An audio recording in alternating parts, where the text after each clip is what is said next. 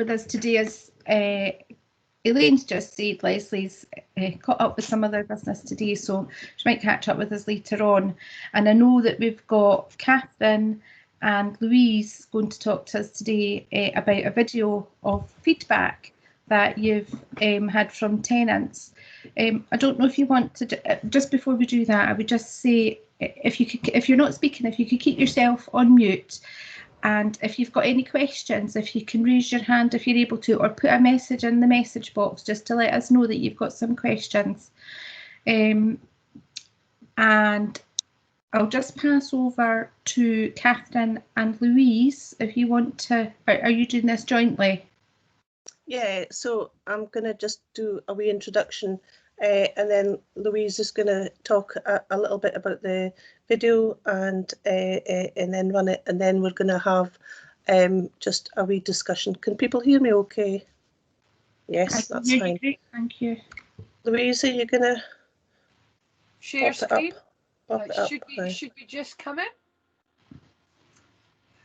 Fingers crossed you can see that. I'm just gonna get to play. Yeah, everybody can see that, yeah.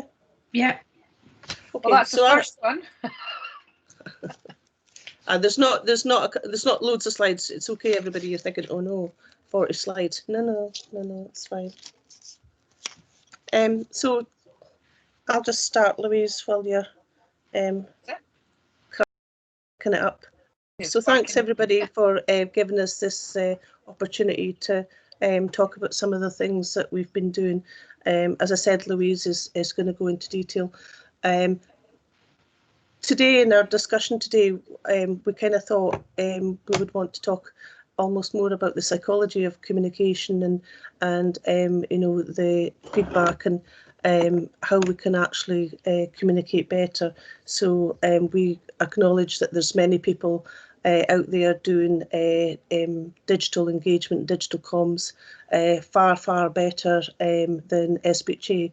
But some of the things that we're doing relate around what tenants have been telling us and the work that we've been doing with tenants, and some of the principles of journalism and some of the principles of psychology. So as you know, we're seconded into a tenant engagement and a communication team. There's a wee team of 3 of us, and it's Jen and Louise and myself. That doesn't mean to say that we're our old jobs. And we've got 5,500 tenants, and it was to actually help support a lot of the communications and the reassurance that has been going out.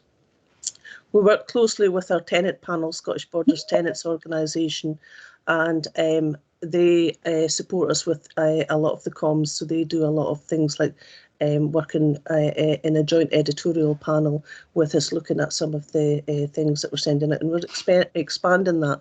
So one of the new things that we're doing with SB2 is looking at channel watching. So all of the group are actually looking at what we produce as an organisation, and we're looking at that feedback and looking at how that impacts on tenant satisfaction. In terms of communication, I'll do the short version of this because normally I'd do this as a funny kind of raconteur, but we had a placement a number of years ago, and he was quite a cheeky chap. I did the induction with him, and he stood up and said, well, I'll never get that hour back again. So I knew, and I did warn him, I wouldn't say that to the directors or chief exec, but I found that quite funny. So he used to kind of flump his way in, he was only 17, flump his way in and sit in the chair in my office going, I'm bored. And he'd say, what are you doing? You do interesting stuff. And I think I'd just spent hundreds of hours redoing the website, and the cheeky monkey just went, well, websites are dead, I don't know why you bothered.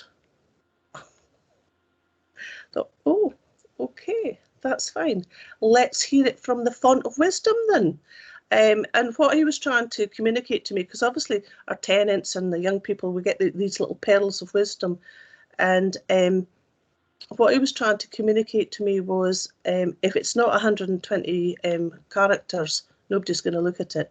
If it's not being channeled through your phone, nobody's going to look at it. Now, that's not quite true, but it certainly was a wake-up call for myself all of those years ago, that things are changing, and we needed to change with it.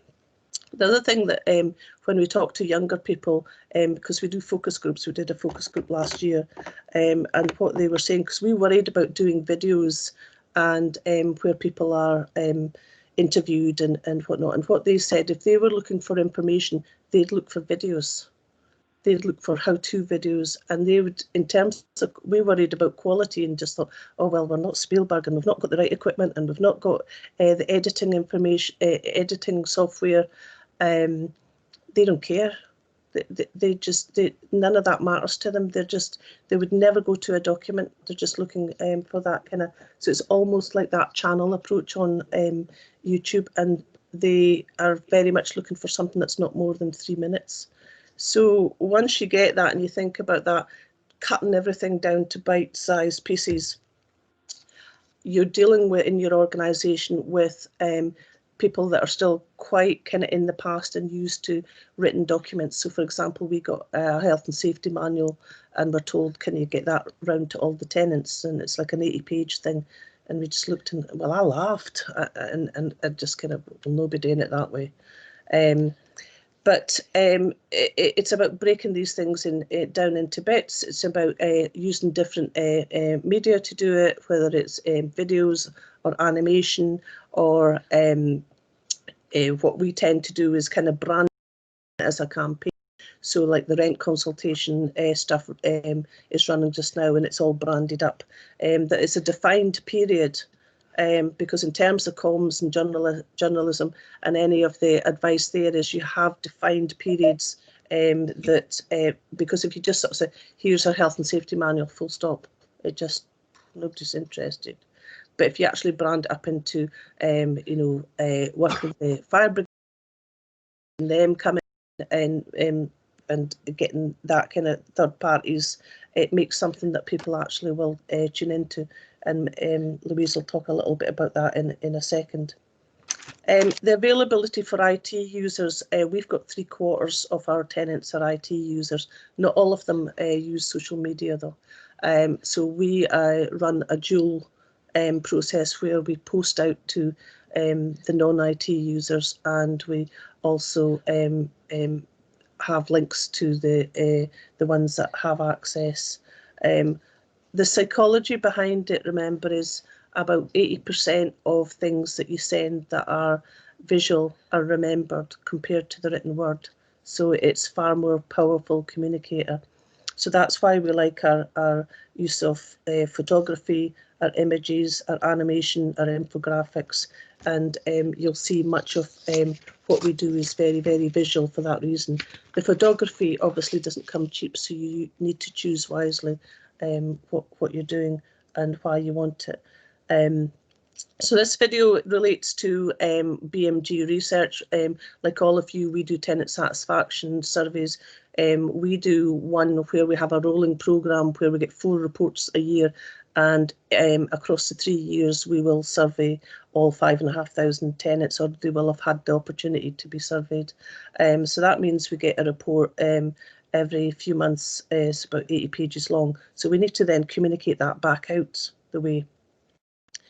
And it's just graphs and lists of info. It just goes on and on forever. So what we've been doing is breaking things into videos. So the one that you're going to be looking at just now is relating to the COVID feedback. And Louise is going to talk a little bit about that now. Hi, Catherine. Thank you very much for that. I hope everybody can hear me okay.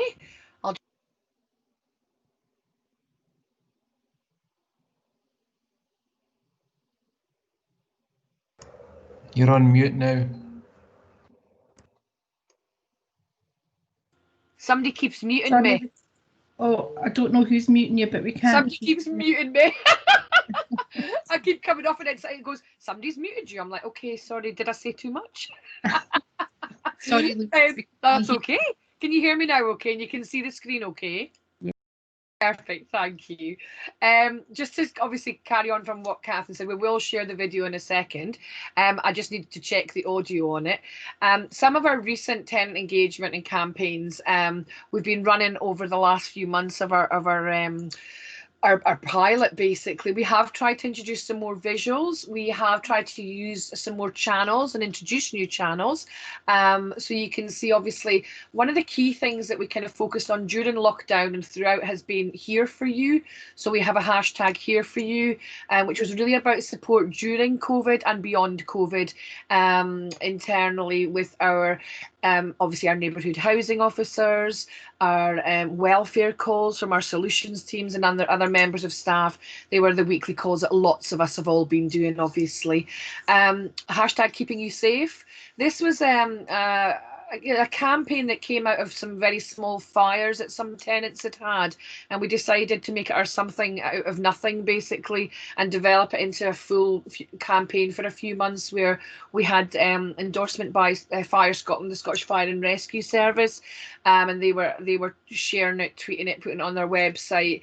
And it was really to encourage people to clear it away. The idea was to make sure that if you had rubbish in your communal areas, you know, in the stairwells, in the bin stores, to put it away, to recycle it, to get rid of it, to rehome it, whatever you want to do, and clear it away, to make sure that your entrance exit for getting out of a fire, or if obviously firefighters getting in, isn't impeded. So that was that one. That one was a really good one. We also put posters up in some of the blocks as well. On the keeping you safe, we also did quite a few pieces on obviously PPE and COVID, and trying to keep tenants, ensuring that tenants were reassured that we would be making sure we're taking all the necessary steps during COVID to ensure their safety, and obviously that of our teams. I've obviously mentioned clear it away, giving tenants a voice. Again, this is very much about our tenant satisfaction survey. Our tenant organisation, SBTO, Scottish Borders Tenants Organisation, their strapline is giving tenants a voice. So it was very much about that. We were encouraging people to complete the survey if they were contacted, and we explained to them that you know, we're listening, we want to know what you think, we're putting ourselves out there, tell us what's happening, and that we could contact them by email, text message, phone, etc. So that was a tenant satisfaction survey. SB2 Lockdown Hero. This was quite a nice one. This was from our members that really wanted to kind of show some sort of gratitude and thanks to people in the communities that had done things for other people. So we asked our tenants on Facebook if they could nominate a neighbour or somebody local or a friend or a family member. It didn't have to be a tenant, and we just wanted the tenants to nominate. So we've had a lot of nominations for that, which has been some really nice stories of people helping each other. So we've got a list now, and we're going to go back to our SBTO members for them to choose the winner, and we'll send them some shopping vouchers or something like that. And it was just meant to be a bit of fun with the kind of superhero look.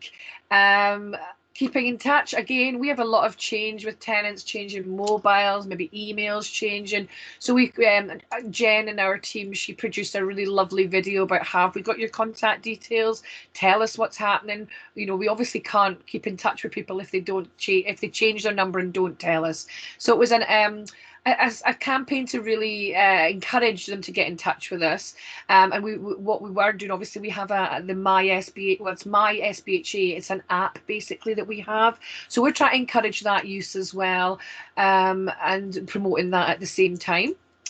At the moment, we're running a couple of different things at the moment. We're running with Not Just Bricks and Mortar, which is about the additional SBHA services that we provide. So the financials inclusion service, we've got a Warm and Well service. So obviously that's about financial help and advice, universal credit benefits, bill management, budgeting, those kind of things.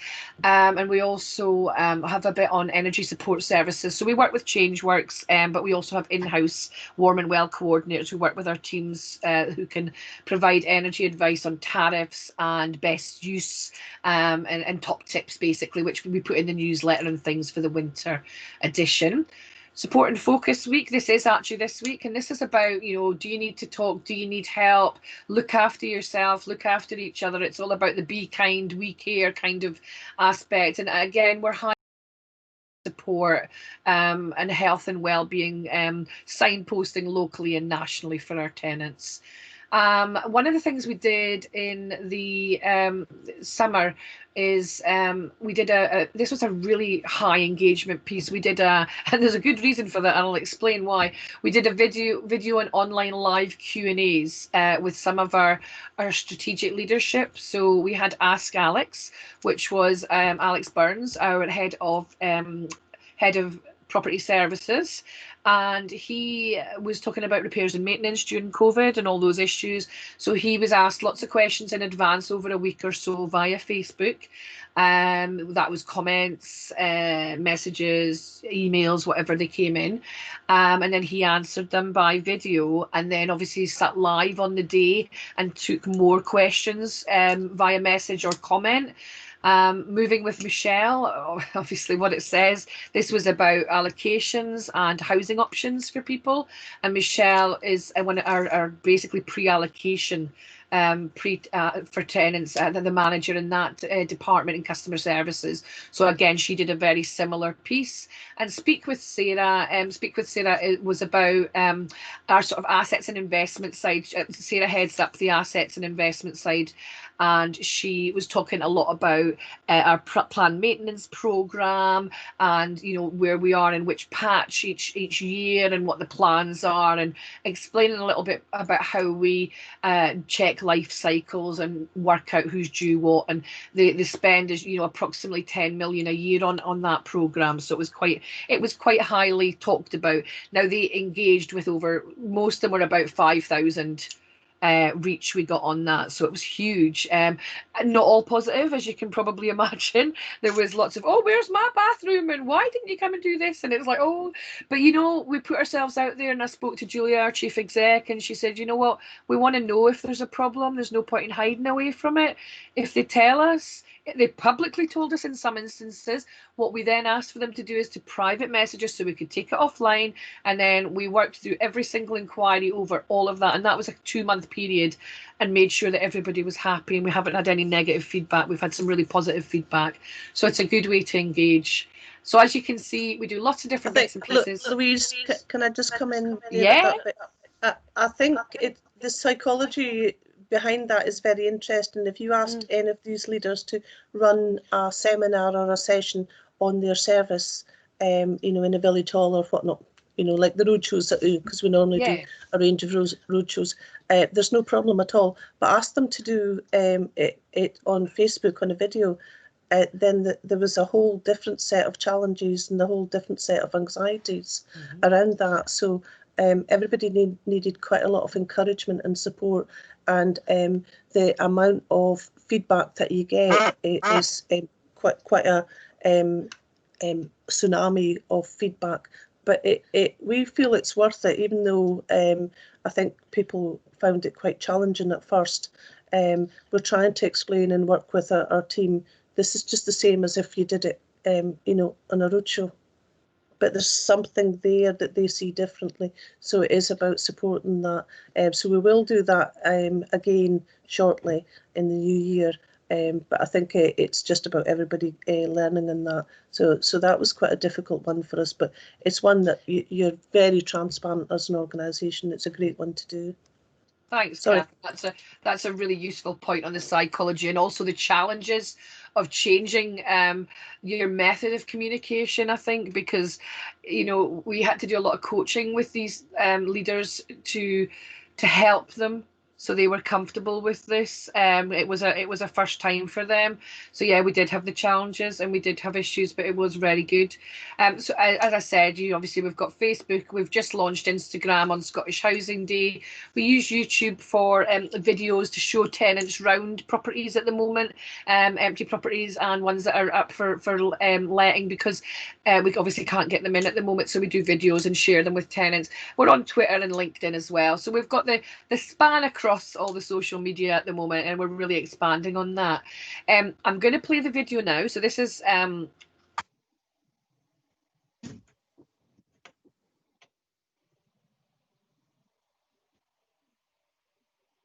been muted again. I'm so sorry. It must be when I go over at my other screen and it mutes me. I was blaming somebody else. It was just me. Our tenants' feedback on SBHA support during COVID-19 lockdown. And this is from our tenant satisfaction survey by independent company BMG. So this is the Q1 2020 to 2021 survey results, specifically about the COVID questions we asked, not other ones. We could do that, but we went specifically about COVID. So we shared this video with lots of different people, some of our tenants and our SBTO group, and with our team members as well. Now, if the sound doesn't come on, somebody shout at me because my computer's playing up a little bit. So if it doesn't come on, Catherine, I'm expecting you go stop and I'll go back in and start it again. But it's just a minute or two, so it's not long. So I hope you get the gist of it and enjoy it. Thank you.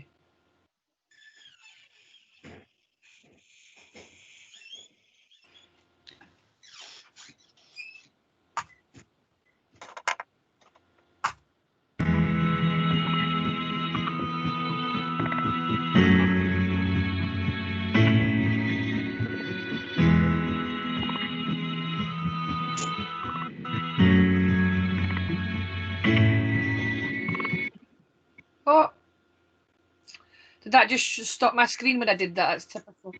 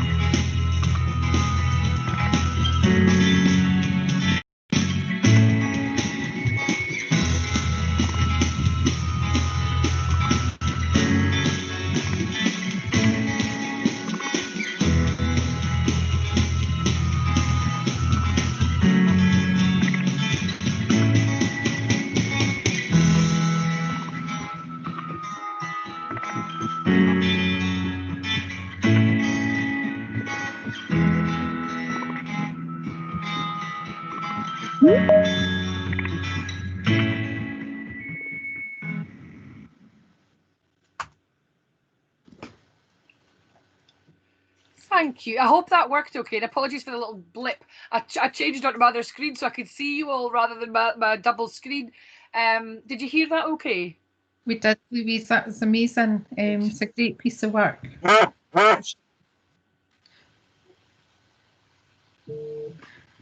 Great. So if anybody's got any questions or feedback or ideas even, it was just to kind of share something just a wee bit different that we've been doing. We're still in the early stages of this as well. We've got lots to learn and lots more to pick up, and we're looking at work animation now at the moment. So that's just a slight new thing that we're looking at as well. So thank you for letting me share that. Take it off share, Louise. Oh, yeah, sorry, apologies. So that everybody can see. Thanks, boss. Thanks. No, that's all right. It's just. Is that work? Hang on, I'll just get there my screen. There we go. Okay, so we've got Perfect. We've got a hand up here with a couple of hands up with a question. Is somebody's phone buzzing? It's actually not mine. It seems to be that when I get a wee message that honks. I don't know why. Hi, Leslie. Okay. Will we go to Tony Dixon first? Tony, you've got your hand up. Morning folks, Tony Dixon from Lochaber Housing Association. Just wondering, do you have a comms team that kind of helped with your videos, or was this just your own staff? And were your staff trained? Did your staff get any training on this? Well, Catherine, I'll let you start if you want on that one. Yeah, but there's no such thing as a comms team. We do have Jen is our comms officer who works part-time.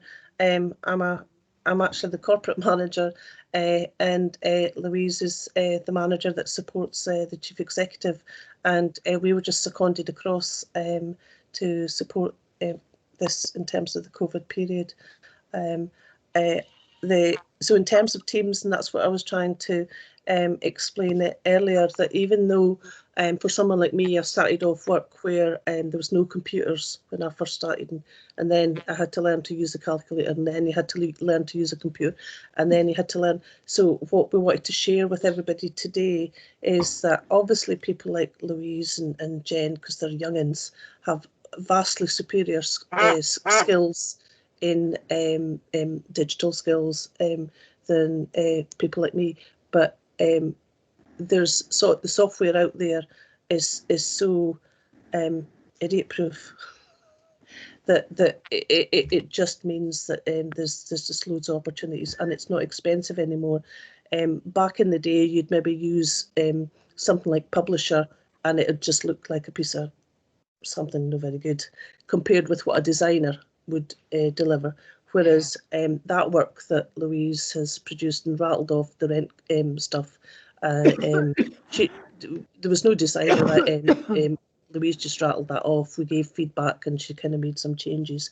And so it's if you pick up the design principles, and there's loads of information out there. I think you can use the software that's aware. I would say my one guiding principle is know your message, break it down. If you can say it in 3 words, that'd be good. And less is more, because the more stuff you have on it, the more, and keep it short. Louise, do you want to answer that? Yeah, thanks, Catherine. That was a really good explanation. From a point of view of Tony, thank you. That was, it's a good question. We, as Catherine said, we're a seconded team at the moment. I'm the business manager for our chief exec. I work in a very different role normally. So Leslie knows me from my other role. And basically the reason I was seconded was because my background is comms and marketing, and my whole career has been about events, comms and marketing. And I had a career break for 5 years and then came back into housing, which I'd never done before. I'd been financial services, legal services, consultancy, that kind of thing. So started in housing, and I've nearly been in housing now 5 years, which is great. I've been with SPHA almost 5 years, and I love it. And I was champing at the bit, going, please let me do comms and marketing, because there's lots of things I think we can do. And Jen's our comms officer, and she's fantastic, but it takes more than sometimes just one person. And because of COVID, as Catherine said, we've had to really boost our communications, especially online, because we're not able to get out there so much. So I do have some knowledge, but technical skills, no. I've never been trained in anything like that. And I'll tell you, the easiest thing to do, and this is why we wanted to share it with you, is we can all do this. It is so simple. That we use a package called Biteable. They offer if you say you're a charity, they offer a huge discount. I think it's about $600. It's an American company, so you have to watch that. But we got that through various checking. It's a legitimate company. It's all just supplied online. You buy the software. I think it's about £600 for the premium, or $600 for the premium package. If you tell them you're a charity, I think we paid £200 for the whole year. In fact, I think that's actually for lifetime membership. I don't even think it's a year. So check them out. Somebody else has mentioned something else on the chat. I noticed about another company. There's loads out there. We chose Biteable because, well, we just knew about it, and we knew Berwickshire had looked at it as well. So we've used this software with Berwickshire, Eildon and Waverley Housing down in the Borders to create Scottish Housing Day pieces for the Borders Housing Network, and what we all provide is a unit down here, basically, so we work in partnership. So it's very simple. And I'd be quite happy to chat through little options with somebody and a little bit of training. I'm more than happy to do that. It's fun, it's engaging, and it's quite easy to use. You've got a simple light method, and you've got a pro method where you can do a bit more. You can brand it, you can colour change and make sure it's it's on sort of brand for your housing association or company or council, etc. And that's the Biteable package for videos. We're now looking at the Biteable package that has animation. So that's the little characters, so that's for our how-to videos. It's basically, don't let concern that you don't have the skills. It's not. These packages are easy. And, they do it all for you. Yeah, it does it all and for we're you. happy to help anybody that's interested. Absolutely. It does it for you. You pick a screen, you pick another screen, you put your text in, and it does all the animation, and then you choose the music and the colour scheme. It's very, very simple, but effective. So does that answer your question, Tony? Thanks very much. That's brilliant. It was a loved it. Thank you. Thanks. Thank you. That's very kind of you to say. We've got another couple of questions. Can I go to Neil next? Neil, you've got your hand up there. Yeah, thank you. Sorry, thanks. That was a great presentation. I really enjoyed that. I was wondering if you could comment a wee bit on the practicalities about the Facebook Q&A sessions and how that worked, and whether that was a conscious decision to use Facebook rather than using something like Teams or Zoom, and whether there was any advantages to that. Catherine hasn't put her microphone asleep for this one. No. I saw you laughing as soon as I asked the question. I'm laughing away.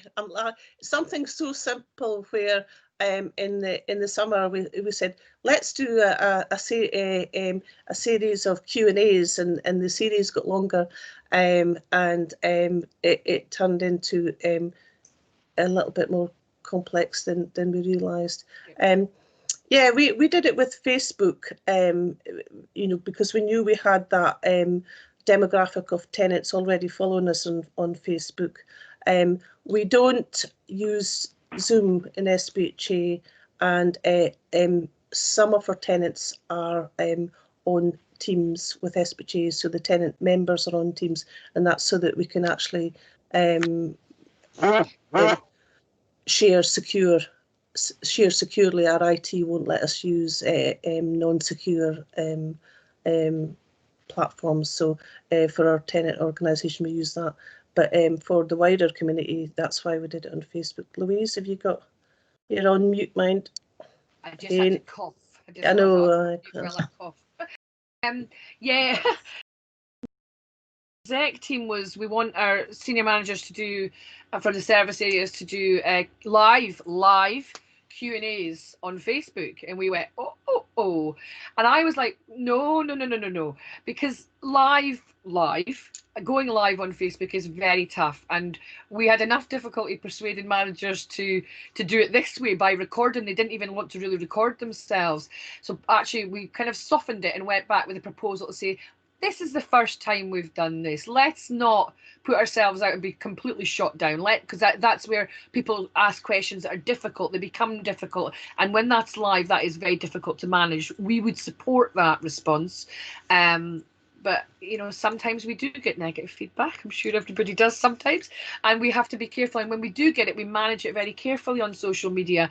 But when it's live, that's very difficult. And I think it'd be uncomfortable. So we went for this was a compromise. We'll video them, and play the video live at a specific time that will tell tenants it'll be live-ish, and then that manager would be, or head of service or whoever it was, would be on Facebook in the background in the messenger live, answering the questions. Now, obviously, not every question could be answered live, but we explained that, took things away, and got the answers for them. Lots of people commented. We had a lot of people, there was complaints in that as well, I would say, about issues. So we obviously, as I said, took them away personally, and because a lot of people are quite happy to share on social media that this, that, and the next thing's going wrong in their house, but we don't want to obviously compromise tenants and put them at risk. So we say, we'll hide comments if they give us any personal details or say something out of order, obviously. But we try and get them into that private way of getting communicating. So we try and get them to email or phone or etc. It was very successful in terms of our engagement and reach. As I said, not all of it was positive, but it really gave us a real boost on social media. Our numbers are hitting nearly 3,500 likes on Facebook now, so we're really growing in the borders. We've got a huge number of followers now, and that can only continue. I would like to do more of them. I think the managers may not, but we as a team had to support it quite fully. That was kind of to answer your question, Neil. It was from a resource point of view for us, and me in particular, I had to really make sure I was monitoring the whole hour, make sure everything was passed on, make sure it was followed up. I did get to leave it with the service manager, but there was still that we needed to keep a list of everything that went through. So we did that via, you know, copy, cut and paste Teams, and we actually set up a team for Ask Alex and a team for Moving with Michelle and Speak with Sarah, and various people in that team who could deal with the inquiries joined that team basically. So I think it's a lot of work, but the trick is for these ones that you're quite clear, and your chief exec and your senior directors recognise that bad things are going to be said about the organisation publicly for all to see, and that we're going to handle that. And we're going to be open, and we're going to be transparent, and we're going to deal with each of those. But I think once they get that mindset, and you've got the senior exec are supporting it, you're fine. So because if you kind of do something like that and it's a bit of a shock to them, that not fine. And the other managers, I think they're just getting used to it, because as I keep saying to them, it's the same as if we were in a church hall, guys. Mm-hmm. Yeah, there's nothing different. But what we found was that they worried about stuttering. I said that doesn't matter. They worried about their hair. That doesn't matter. I said we've spent a year on Zoom. Look at the state of us. yeah. or Teams. Pajamas I at the said, bottom. you know, look at the state of us. None of that matters. So would you consider going a full live event? Oh, I'd love to do I that. would just say, Oh yep. yeah, and yeah, us talkers would love to do that. Yeah, But we'd like to. because That's we the think plan. we're very entertaining. But I think you'd have to kind of rein us in. The difficulty is some of our managers, I think, would be fab and were naturals. They were just naturals, and they were great. And I know they could answer anything effortlessly and professionally. Other managers, I think they'd get a bit flustered. I don't know why, because they wouldn't get flustered in a village hall. 50 people bombarding them with questions. They would just no bother. Is that what kind of subject matter. It's funny, what isn't kind it? of numbers you had involved then? Around 50 people, or When we're doing roadshows. Well, no, sorry, when you've done the Facebook events. Oh God, Facebook kind of melted the internet. How many was it? It did. I'm just looking. I'm just going back to some of the groups. Ask Alex was a real biggie because that was about repairs during COVID, so that was massive. I'm not on mute, I know. I don't know if we had. I wouldn't say we had probably 50 inquiries to deal with on the back. We might have had that amount of people engaging, and the reach obviously went much further out to other people, but we certainly would have 20 to 30 inquiries on each of those to really deal with. We'd often find we would get the multiple inquiries from neighbours who had an issue that we had to manage, and because sometimes they did get a little bit out of hand if they weren't happy about the allocations policy and why people were getting homes in front of them, etc., etc. So yeah, it was difficult. I would love to go live with it, but we'd have to be really fully briefed, fully prepared, because it would be very difficult. And we wanted to give the managers time to have a think about the questions. Obviously, the ones that came in on the day and the allocated time and afterwards, they were just dealt with there and then and as best they could. The advanced questions was how we planned it. We asked for questions a week and a half in advance. It gave them time to go and assess the situation personally, on our CRM system if there was issues that they could help with specifically, get a bit of knowledge about the tenant, or look up policies or whatever it may be to answer. So it is, again, as everything is, it's all about the preparation. Thanks so much for that. Daska seems to have had her hand up forever. Daska, thanks for being That's okay. I was just going to say, I don't know if it's a device I'm using, but I couldn't see the video, so I don't know if you can maybe circulate a link or something. Yeah, I'm sure. Maybe. Oh, you're on mute, Louise. Mute again. Yeah, sorry, Daska. Yeah, it might be. It could just be. I don't know what it might be, but we can certainly send you the link because it's an unlisted video on YouTube. So if you've got the link, you can obviously share it. But perfect. Thank you. Okay. Thanks for that. That was really good. I had some questions, but most of them have been answered throughout this. I was interested to know how many Facebook followers you had and what sort of experience you'd had, and if you'd ever used Teams. We use Teams just in the last month or so to try to have a link with customers for the rent consultation. So we sent out a link to a Teams meeting, and we've done that. This is a very first for us, and I'm really interested in the work you've been doing, because I think it's a step more courageous, but I think it's a really good example of things that we could do using technology, and I'm intrigued about the software that you use. So does anybody else have any other questions? Oh. Do you know, Evelyn, that's really nice of you to say. We did want to be brave. We wanted to put our heads up and try something a bit new and a bit different. On the rent consultation, I know Catherine's ears pricked up as well. We are looking at doing some focus groups instead of our roadshows, which Leslie's been along to. And we wouldn't mind a little bit of advice on how to do that with tenants on Teams, because we know that some are on Teams, and we always have our SPTO on Teams, but how do we engage with others? We're doing the Connect in Scotland project, so we've got a bit of a base there. So it might be worth sharing some tips with you as well, if we could maybe pick your brains a little bit about how you've done that, because in January we're hoping to do that as well. Absolutely. I mean, at the moment we have a digital group called Anyone at Home. So any customer, any tenant can join it.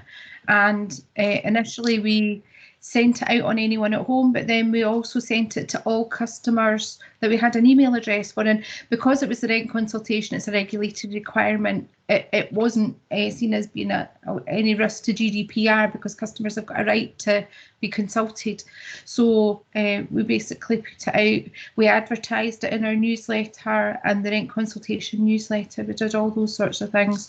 It didn't get a great response, but I think we do that, and we do SurveyMonkey as well as part of our rent consultation. And last year, I'm almost ashamed to say, last year I think we had about 4 or 5 people use SurveyMonkey. Most of them came in as postal responses. This year we've had over 100, which doesn't sound like a lot, but it's a massive improvement. So between that and offering the Q&A sessions, and we had a panel of colleagues with various expertise, the director for Scotland, maintenance, head of maintenance.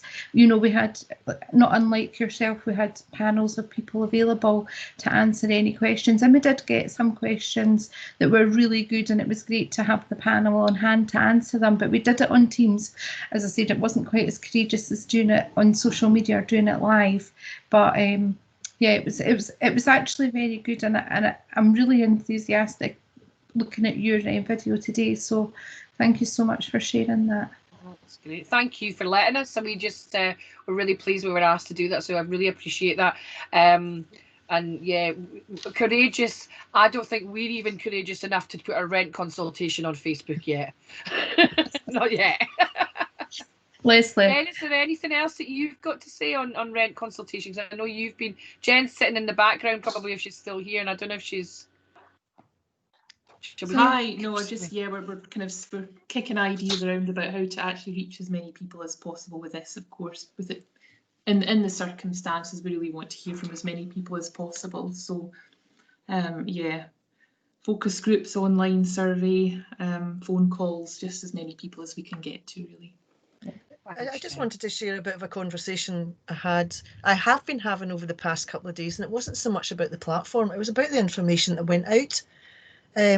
So 2 organisations, and one has been a bit late putting their stuff out.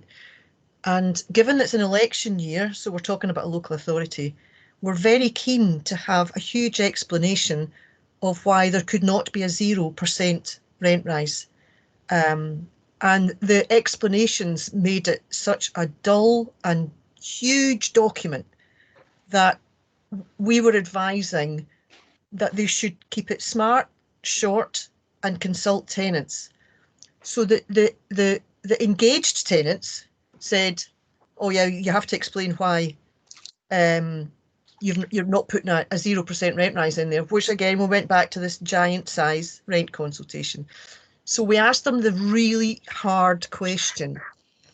If this was your granny and you were sending out this rent consultation to her, do you honestly think she would understand it? Because by saying, take yourself out your tenant knowledge, you can't do that. But take yourself out and try and put yourself in someone else's shoes. Do you actually think they would understand that? And they went, no, they probably wouldn't. You know, you're the luxury of having fabulous information and knowledge that you need to think about, you know, what's appropriate to put out. And I've just come from another meeting. Sorry, I was late, folks, from West Highland Housing Association with some of their tenants, and they were saying, I didn't understand the rent. Sorry, it seems to be every time a chat message comes in, there's like a duck honking in the background.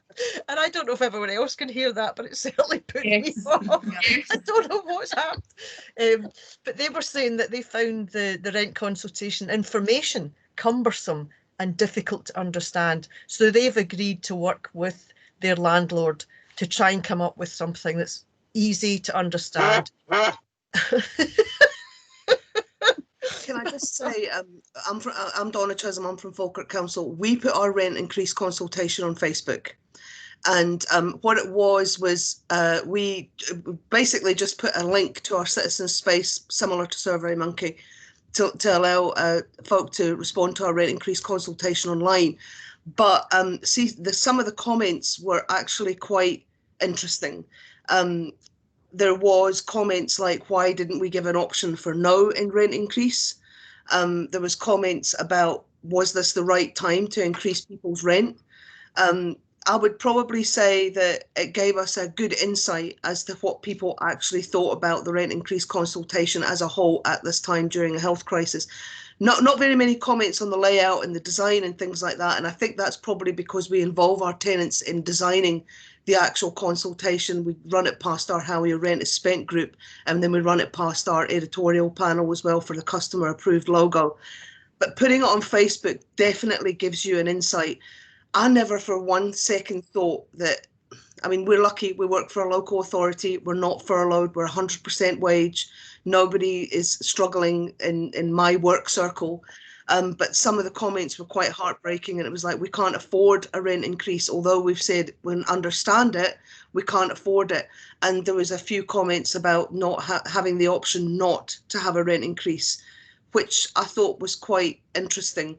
But I don't know whether that's whether local authorities have got the luxury of offering that, or whether, you know, it's just a case of, look, you've got no choice, your rent's going up, and at least we're giving you a choice as to how much you want it to go up by. I would like to explore the option of not having a rent increase for that year. But unfortunately, that's below my pay grade. Yeah, it was definitely got the conversation going about how insensitive we are as putting up rent at this time. But on the good side of it, for every one that we got back, we donated £1 to Strathcarron Hospice. So if our tenants were really, really clever, which we've got just under 17,000 tenants, if they were very clever, Strathcarron Hospice could have been getting a cheque for just about 16 grand. So there's always that, an incentive to try and get people to respond. I'm gonna mute now because I don't shut up. And I'm talking and I am muted. Sorry. Thanks for that, Donna. Catherine, you've got your hand up there. Do you want to come in now? Yeah, you're spot on with this. All year, us as providers have been supporting our tenants, sending messages out, you know, that we're here for you, doing a lot of mental health support work, a lot of signposting work. And then come December, for us, it felt like suddenly we're pulling the carpet out from under everybody and said, "Oh, we're putting your rent up." And we've spent a lot of time looking at this and thinking, oh, even if it's a tiny, you know, because obviously different organisations it's different amounts, and some organisations it's tiny amounts, and we spent a lot of time looking at this. So the reason why what we were doing to try and get around this was to try and do it again in bite-sized chunks. That's the information that's been going out to say about, you know, what the rent is actually being paying for, what it's going to pay for, and why we do this, but do it in little bitty pieces, so that we're doing the quantitative research and a qualitative research, and so they're kind of two separate things, because we knew this was a real struggle, because your messaging all year 2020 has been in one direction, and suddenly you're just going, we know you're going into your most difficult time in terms of mental health. I think everybody is quite clear what the regulators' messages have been, and then suddenly you're going to change your messaging. So we've really struggled with this. I don't have all the answers, but we've really struggled as well. Do we know if there's been any housing associations or local authorities that have chose not to put the rent increase up? Because what we done was, in the beginning, I don't know whether anybody else done it, but we usually have what's referred to as 2 weeks rent during the year, but it isn't really, it's just the way it's worked out. And we brought those 2 weeks forward in March, so that, you know, they had their 2 rent-free weeks in March. But I was just curious to know if there was any housing provider that actually decided not to put the rent up this year. Daska, you've got your hand up. Is it on the subject? It wasn't. Last year we had a rent increase. The year before we had a rent freeze. I'm actually working on the rent consultation at the moment, and we're proposing 3 options, one of which is a 0% increase. And we also have the lowest average rents in Scotland, but we've a low wage economy as well. Neil's put a message up there saying Cairn are proposing 1.1%, and I know that we went out with 1.5 or 2. Leslie. Yeah, Tollcross Housing Association are going for a 0. Oh, there's Castle Hills 0.7 as well, and the majority have supported that so far. So any other numbers there on the rent consultations? Anybody else got anything? No. So how are other people doing with the rent consultation? It's quite a topical subject, obviously. Have you started the process, or is it imminent? We've started the process online and through postal survey, and we're just waiting on the results imminently. Yeah, I'm just waiting on feedback. Ours is due back any day. We're just collating the analysis of the results for ours. That's fine. So did anybody have anything else on the either the video or the rent consultation, or doing things like Q&A either by Teams or Facebook? Anybody got any other questions related to that?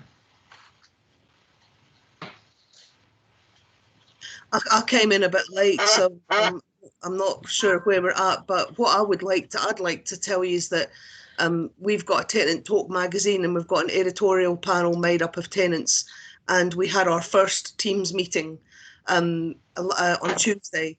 None of the panel have got Microsoft Teams. I just sent them a URL for them to join the meeting, and I think that for me, that has just been great news, you know, because my panic was, oh my God, we're going to have to get everybody on Teams, we're going to have licenses, we're going to have to buy laptops, we're going to have having a whirlwind of litters of kittens about it, and the URL just worked.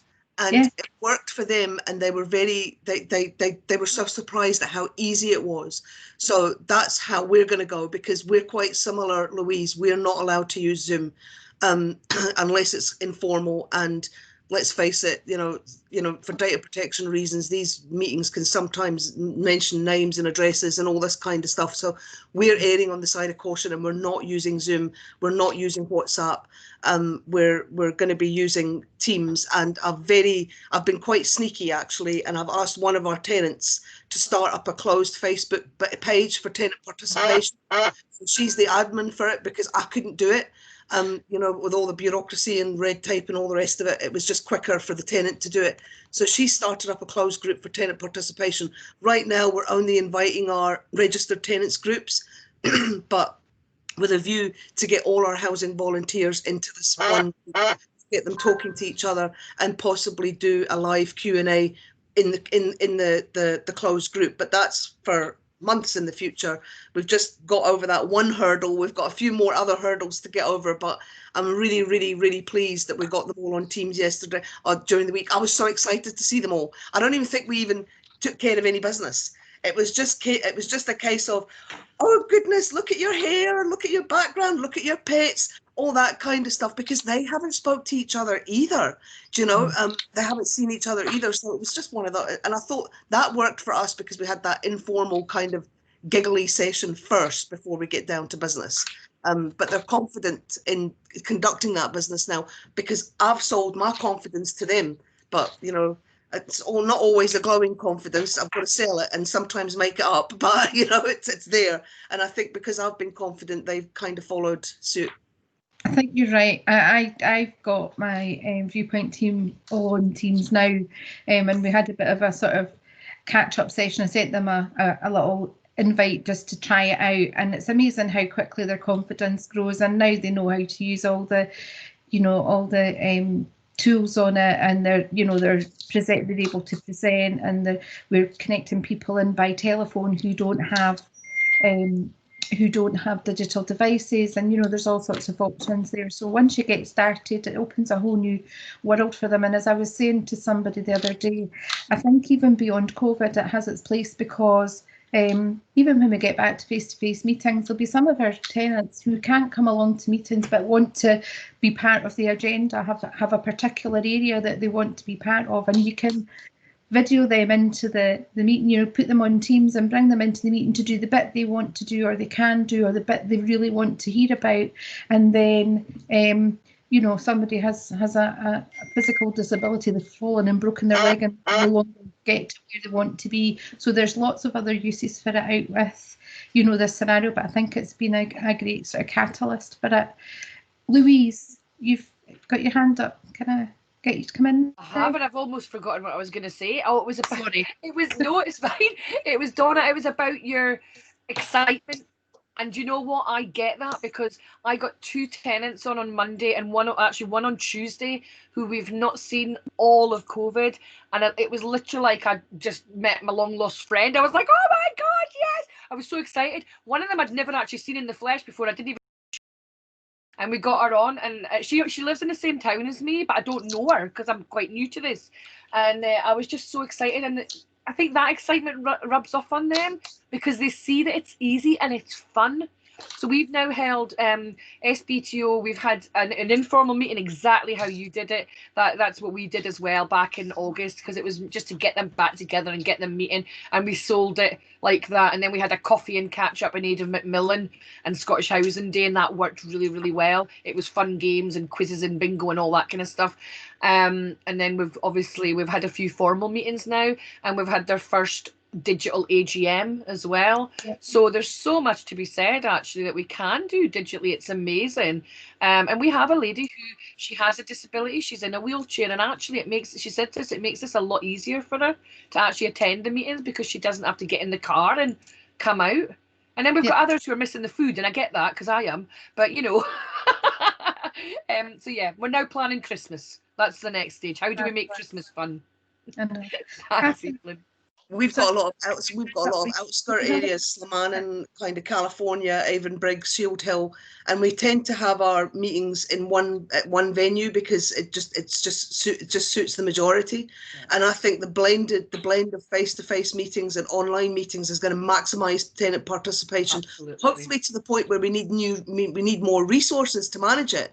But absolutely. I think this is a fantastic opportunity because I've got a lady that stays in Slamanan, and sometimes she comes to the meetings, but I can see that she's struggling. But she's really, really excited about being able to do it from the comfort of her home. Yeah. So I think the next challenge for us is to get the blended meetings and the face-to-face meetings going together. Because what I found when I was doing the Microsoft Teams, I had a lady on the phone as well, and it's easy to forget the folk that are on the phone.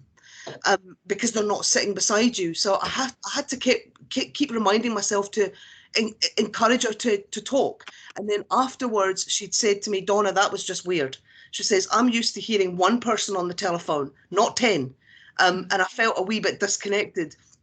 So I've got to be really mindful that the people on the phone, I've got to pay attention to them as well. So, but we're learning. And Donna, did you say you were Falkirk Council? Yes, I'm Falkirk Council. I used to live in Bonnybridge and I used to live in Falkirk, so I know your area quite well. When you say it's spread out and there's lots of places, I know it very well. Thank you. Can I just check if you've already spoken and you've still got your hand up? Could I ask you just to put it down, because I've now got 5 hands up and some of them are people who are Donna and Louise who are just speaking in it. Okay, that's fantastic. Louise Mitchell, you've got your hand up. It's possibly been up for a while. Louise. It was just a follow-up from what Donna was saying. You were saying about kind of concerns about getting licenses and stuff for your tenants for teams. So what we done was we just gave all of our TP members a Weslow email address and got them to sign in through our license using their Weslow email address, and it then means you can document share and stuff as well. They then get full access to Teams, the same as any member of your company would. So we have all our confidentiality agreement, our code of conduct. We can share all that in the files section on Teams, and then they can come in. So if we've got documents we're working on together, they can access them whenever they want. They can just go into Teams when they've got 5 minutes. They can do updates and give kind of recommendations and stuff on the documents, and it kind of marks it all up, and then next time you go in you can kind of look over it all together. So, and then our IT team just put together a little an email with instructions on how to download Teams, giving them their login details. But I could share that. You would just need to obviously arrange your own emails and update that section, but I can share the kind of how-to guide that our IT made up if anyone wants it. That'd be grand. Thank you for that. Catherine, you've got your hand up. Are you going to add something? Catherine Beattie.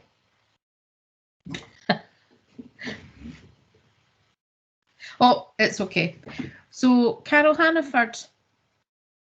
Carol, just to get back to the teams, we've actually developed a tenant participation team in Teams, and we didn't give our tenants new email addresses. We just accepted them in.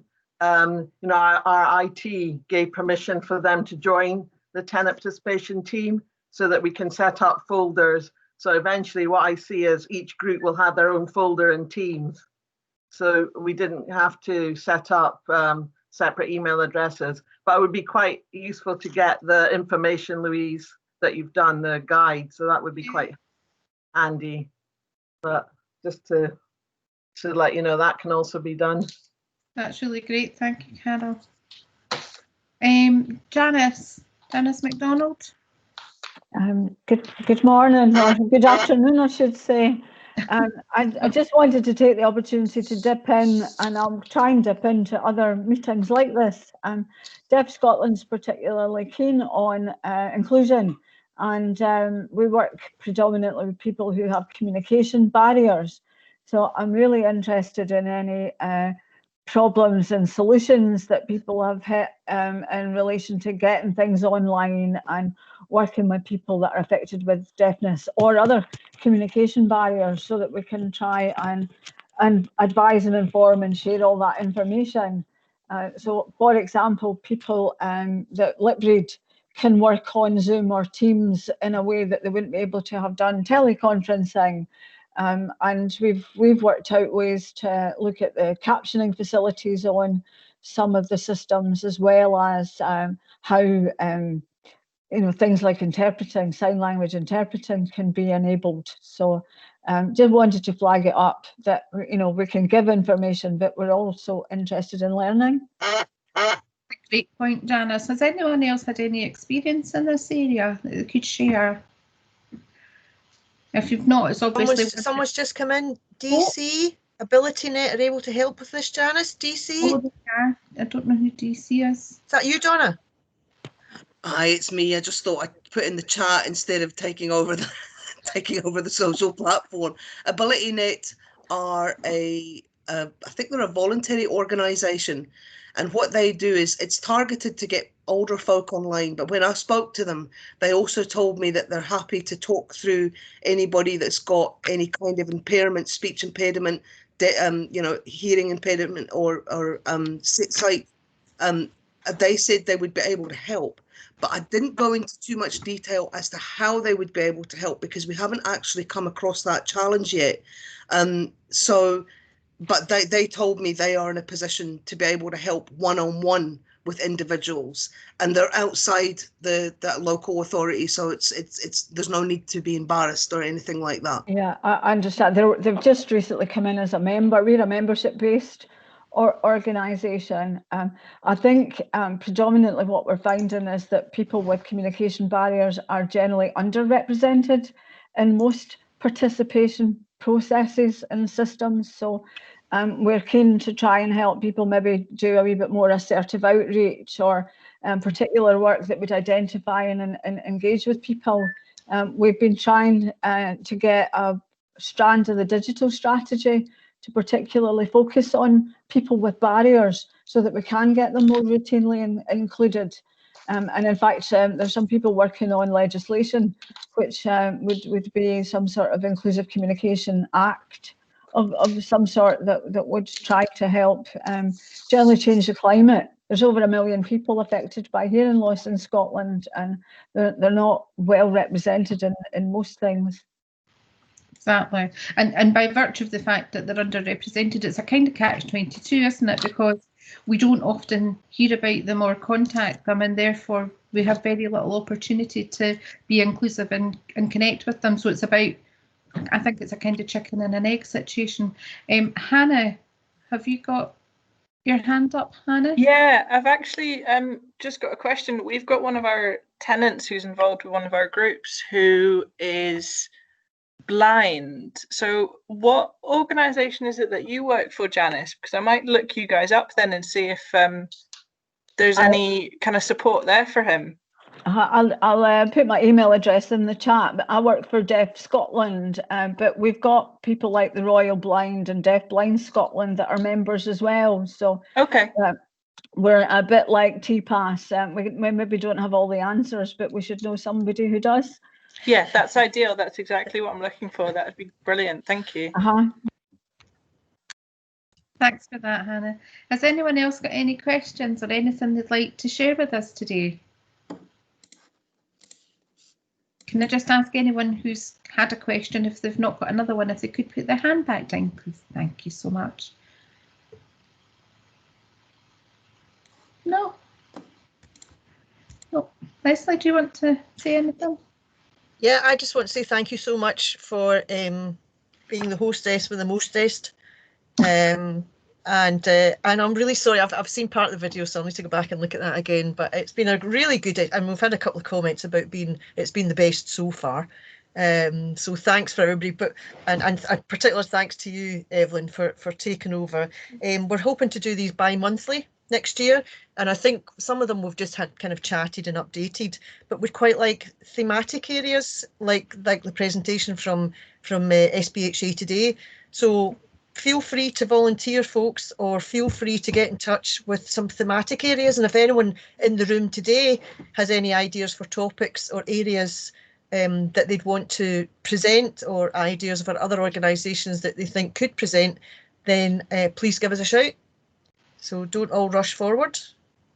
I actually quite like the idea of exploring what Janice is doing. Right.